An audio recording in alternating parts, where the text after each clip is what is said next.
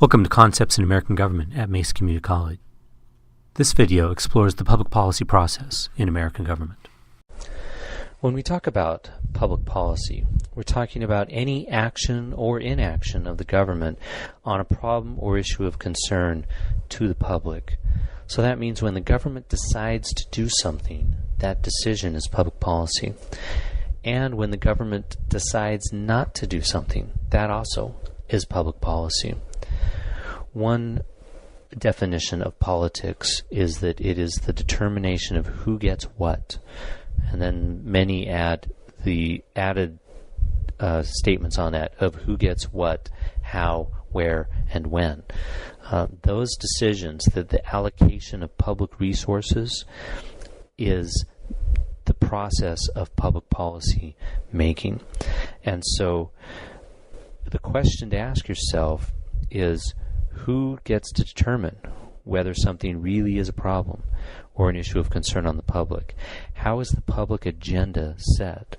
And then once something is on the agenda, who gets to decide which out of all of the possible options to take, which of those options are going to be selected? The big question for you to ask as you're looking at this issue is, how do you ensure that the policy that you want is the policy that is actually enacted by the government? There are a few different types of policies that are made, and so we want to go through these so that we can understand what some policies might be versus others. So for example, we have some policies that can be categorized as the basic function of government, the things government does. So you have distribution policies. These would be things like building public schools, deciding where those government services are going to be located, how they'll be delivered, deciding where the fire stations are going to be, deciding where the sewer lines are going to run, deciding what roads are going to be put and what the speed limit on those roads would be. These would be distribution issues of deciding where and how these government services are going to be put. Now the second type are regulations. Regulations are rules that are set forth to govern the actions of government, but also the actions of the citizenry. So the speed limits that I gave are actually examples of regulation. The distribution policy determines where the roads go. The speed limits and stop signs determine the flow of traffic on those roads. Building codes that are set up. Does your roof have to have a certain slant to it to guarantee runoff? Those are the kinds of decisions that government makes. They regulate the actions of the citizenry to maximize the common good and protect citizens. The next type of policy is redistribution policies. And what redistribution does is it provides a safety net for the less successful members of society, the less fortunate members of society, people who are poor or disabled or the elderly or the infirm. These are people who, for whatever reason, have been not able to fully meet their own needs. And so what the redistribution policies do is they take some of the productive capacity of the society that is succeeding and redistributes it to part of the society that's not succeeding as a way to, when it works, it's a way to enable that member of society to succeed or to have the most meaningful life they can, given the whatever disabilities they may have been dealt with when they were born. Now, when it doesn't work, it's detracts from the productive segment of society by giving resources to an unproductive segment of society. But those decisions of how much and what kind of resources to transfer from one part of the population to the other are redistributive policies. The next type of public policy are the tangible benefits. These are a way to distinguish between the kinds of policy of whether they provide a real benefit, meaning you can count it, you can put it on a ledger, or a symbolic benefit, which is the last kind. And that's something that is intangible. It can't be put on a spreadsheet or counted necessarily. So an example of a tangible benefit would be Medicare. When an elderly person goes to the hospital and Medicare pays for a certain percentage of their medical care, that is a tangible benefit. It directly benefits that elderly person, and you can calculate to the penny the degree to which that benefit is given to that person.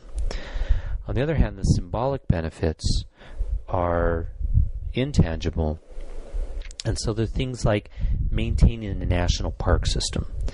What does it benefit you as a taxpayer that there is such a thing called the Grand Canyon, and that Grand Canyon is maintained as a park so that you can go to that canyon and look at these vast vistas of unspoiled land?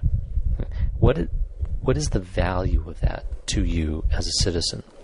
Because you could make an alternate policy choice, which is to not have national parks or not protect public lands, and the Grand Canyon would still be there, but there would be uranium mines. Maybe California would have dammed it up to meet their energy and water needs. Any number of things could have happened that would have altered that landscape. And so knowing that landscape is there, what is that worth to you? Of what benefit is it? Right, so that's a symbolic benefit. It's a real benefit, but it's not something that can be measured necessarily. So these are the different types of public policies that we'll be discussing here. This diagram is one illustration of the policy process model. It's a model to describe how public policy is formed by showing the various steps in that process and the sequence that is typically followed. Now, I say typical because just as we saw a similar diagram when we looked at the legislative process, but in reality legislation bypasses a number of steps, and you never really know on any given piece of legislation how it's going to happen, but the legislative process is there all the same. Well, likewise, the public process model gives a stylized or idealized procedural process, or at least a sequential process of the order in which things are done, understanding that real policy may skip some steps. But let's discuss them quickly. The first is problem identification.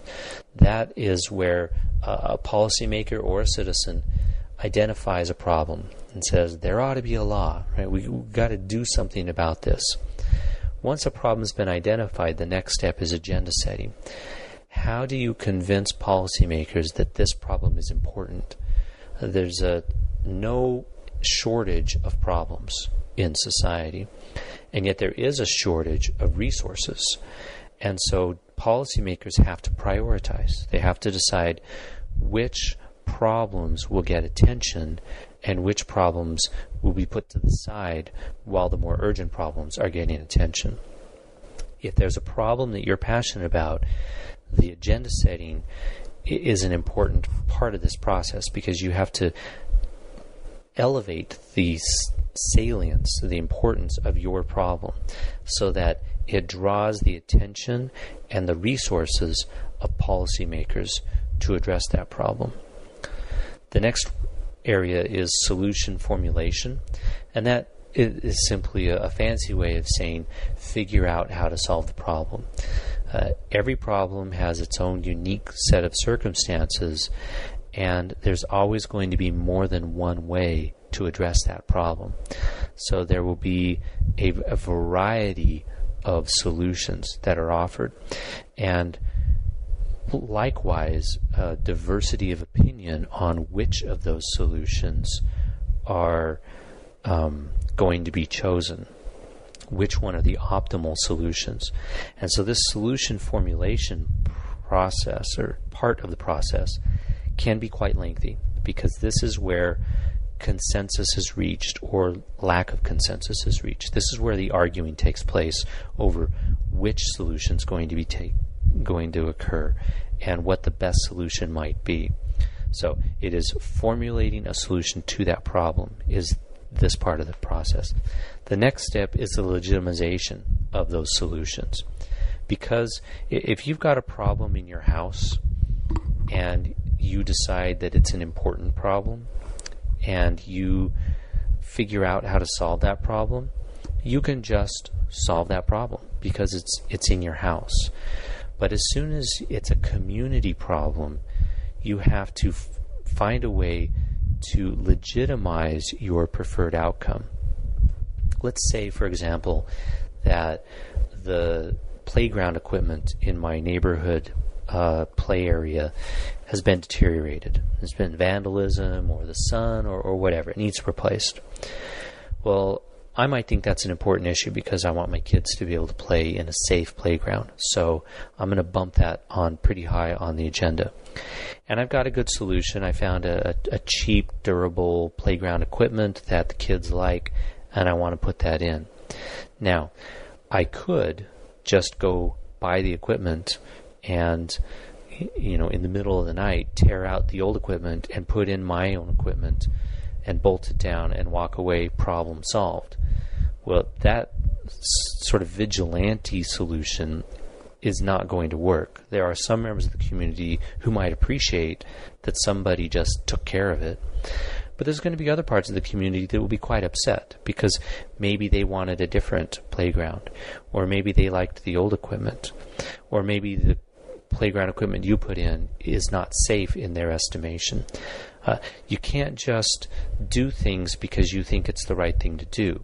You have to go through a process by which the community that is affected by that decision has some input, has a way to impact the outcome of that policy process. Because if that step is skipped, if the community that's affected doesn't have a voice in that decision, the solution is not going to be seen as legitimate. They're not going to buy into that solution. Even if it works, even if it's a good solution, they will not participate in it if it is not legitimate. Conversely, if this policy process produces a solution that they disagree with, that they don't like, but they have had an opportunity to engage in the process and try to persuade others of their idea, they just lost that policy debate. Even if the outcome is not what they want, most people will accept that outcome as legitimate and just live with it if the process has been followed properly. So this legitimation step is crucial in development of good policy. And the process for legitimizing a solution is going to vary depending on the policy domain that we're talking about. It typically, though, involves elected officials making a decision by voting of some kind. And those elected officials then have to stand for re-election at some point in the future, which legitimizes the process. Again, it varies by policy domain, but typically it comes down to elected people making choices. The next step is the implementation of that solution. That involves funding it adequately. It may involve community participation. Again, depending on the policy domain, that's going to vary. But the implementation stage is a crucial aspect. Many times, public policy, there will be a firestorm of debate, and then a decision will be made, and then the debate moves on to the next topic of the day, and the actual problem never gets solved because the attention span has shifted, and whatever solution was decided is not fully implemented. And so that implementation is a crucial part.